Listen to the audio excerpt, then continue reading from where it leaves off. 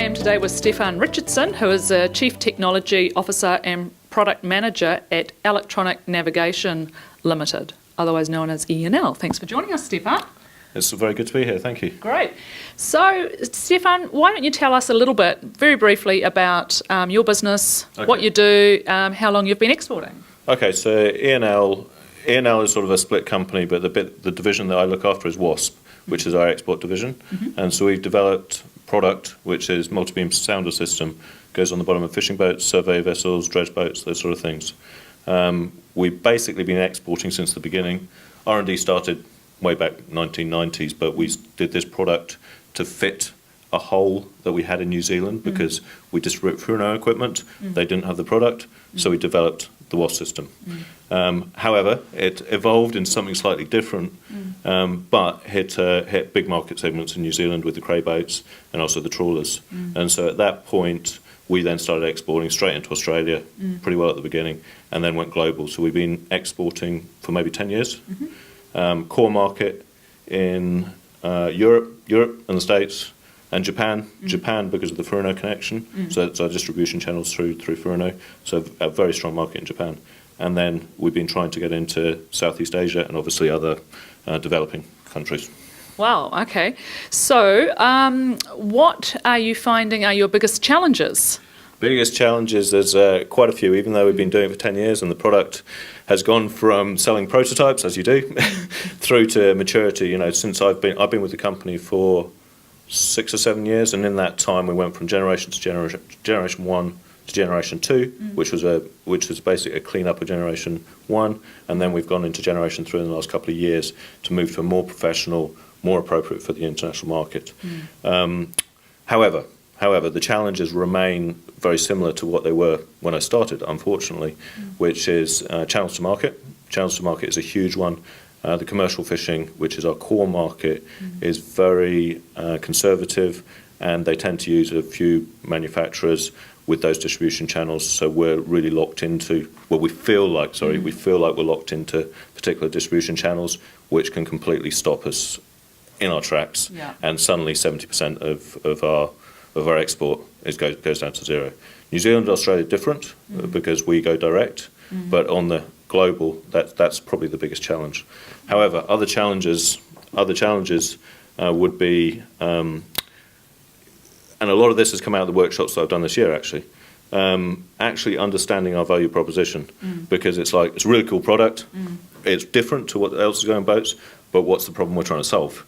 And then you say, oh, wait a minute, this segment I'm trying to solve this problem, this segment we're trying to solve this problem. But the guys, you know, when they say, oh, what have you got to offer? We sort of say, oh, it's really cool, it does this cool stuff. Yeah, but why do I need it? And we're sort of, oh, maybe we're not so sure. And so you realise that even though if I talk about an individual market, I'll be able to go through it, we don't have a consolidated sort of approach of how we're going to tackle that and how we're going to sell the story.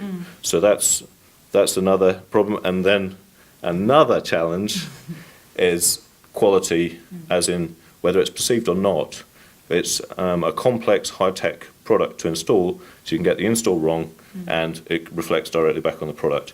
Or you get something else wrong, reflects directly back on the product. And so the complexity can mean that we are perceived as poor quality. And then, because it's more into generation 3, we also have a few, because it's very much digital software-driven platform now. And so you get other, what we see as very minor issues, but they hit the customer, and we don't appreciate that side of it. Okay, so you've recently joined the Excelerate100 program. You touched a little bit on the value that you've already gained from attending some of the workshops and even perhaps the Accelerate Global Half-Day Conference today. What initially prompted you to join Excelerate100? Where did you initially see the value in joining the program? I actually don't recall, because there was various literature and things within the company already because of who we're working with and who the owner of the company is working with, which put me onto it, and I saw it as an ideal fit for the sort of problems I was seeing, which is markets. How do we export? Yeah, we've been exporting for 10 years and we think we know how to do it, but you know, we're not getting the growth. We're not managed to consolidate the markets as well as we should have been. So all of those challenges made me think, well, you know, I need to be reaching out to other people and seeing, Yeah. getting out of the perspective on how we do these things. So how important do you see leveraging the support networks out there? Now that you've been engaged and involved in the network through some of our activities, how important do you see and valuable do you see that is for early stage businesses to engage? For early stage, and I wouldn't even call this early stage, right? No. But I would call this early stage in some ways because we're sort of stumbling at certain areas, and I'd say it's essential. Essential for New Zealand. There's no two ways about it. The weakness on my side is I'm getting really valuable nuggets out of the workshops and meeting people and all that sort of thing, getting really valuable stuff. But then I go back to the business and it's day to day, and so it's the problem is more my follow through and trying to actually use the term consolidate, but consolidate again what I'm learning and what's coming into it. And as a company, I think we have got a new generation coming through who understand the problems, but traditionally we've been, oh, she'll be right, we'll be fine, but that's not the case. It's a hard world out there for exporting, and to be able to talk to, as I said, I'll repeat what I said. The workshops, invaluable. They are reiterating what I already know, but you suddenly realise. This is the important stuff. This is how we're going to succeed. Those quality things, that's how I'm going to succeed. I'm worrying about distribution channels. I should be worrying about quality. These sort of areas.